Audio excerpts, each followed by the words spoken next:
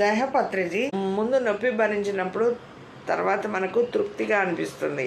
కుండలిని జాగృతి అనేది అద్భుతంగా జరుగుతుంది. పాల సముద్రంలో దేవతలకు రాక్షసులకు యుద్ధం జరిగినప్పుడు మొట్టమొదట విషమే వచ్చిందండి. ఆ తర్వాతనే అమృతం వచ్చింది.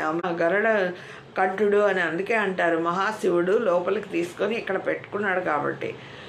విషం వచ్చిన తర్వాతనే మనకు ఈ ఐరావతము, మహాలక్ష్మీదేవి, కామధేనువు ఇవన్నీ వచ్చాయి. లాస్ట్లో అమృతం వచ్చింది. అప్పుడు రాక్షసులను ఓడించి వాళ్ళు దేవతలు, సురలు అసురలు అంటారు కదా, ఆ సురలు అమృతాన్ని తాగి మరి వాళ్ళు గెలిచారు. మనం కూడా ఈ ధ్యానంలో ఒక పట్టు పట్టాలంటే ఇవన్నీ భరించాలి. నొప్పులు, ఈ నొప్పులన్నీ మనం ఎప్పుడైతే భరిస్తామో మధ్యలో పారిపోయామనుకోండి, ఇక అంతే. ఇక మళ్ళీ మనం ఎక్కడేసిన గొంగళి అక్కడే ఉంటాము, ఆధ్యాత్మికంగా ఎదగలేము. కాబట్టి దేనికి భయపడకుండా మన లక్ష్యం ఏంటి, మన గోల్ ఏంటి, ఈ థర్డ్ ఐ యాక్టివేషన్ కావాలి, మరి ఒక ప్రణాళికాబద్ధమైన జీవితం కావాలి, DNA అన్ని పోగులు యాక్టివేషన్ కావాలి, లైట్ బాడీ యాక్టివేషన్ కావాలి. మరి ఇన్ని లెవెల్స్ దాటుకోవాలి. ఇది 4th లెవెల్.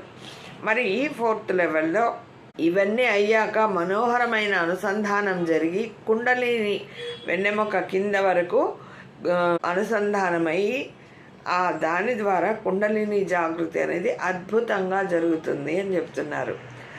ఇప్పుడు లెవెల్ 5, 5th లెవెల్,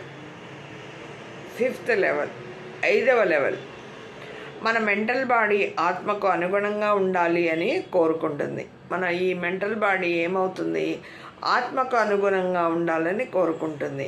ఇప్పటి వరకు ఉన్న కళల ప్రపంచం మారుతుంది. గొప్ప గొప్ప కళలు కనటం జరుగుతుంది. ఎరుకతో అది కూడా ఆలోచన ప్రక్రియ సరళంగా మారుతుంది. ప్రశ్న మరి తెలుసుకోవటం మధ్య తేడాను గ్రహిస్తూ ఉంటాం. సమాజం, తల్లిదండ్రులు, బంధువులు, స్నేహితుల నుండి వచ్చిన అలవాట్లు మార్చబడతాయి.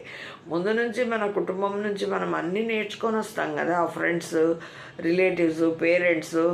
మనం అనుకుంటాం ఇది మేనత్త పోలిక, ఇది మేనమామ పోలిక, ఇట్లా కొన్ని పనులు కూడా మారుతాయి.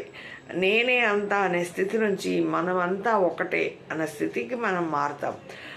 మమాత్మ సర్వభూతాత్మ స్థితికి వస్తాం. పాత భావాలన్నీ తొలగింపబడి కొత్త భావాలను రీప్రోగ్రామింగ్ చేస్తాం. మళ్ళీ అన్ని కొత్త భావాలన్నీ రీప్రోగ్రామింగ్ చేస్తాం.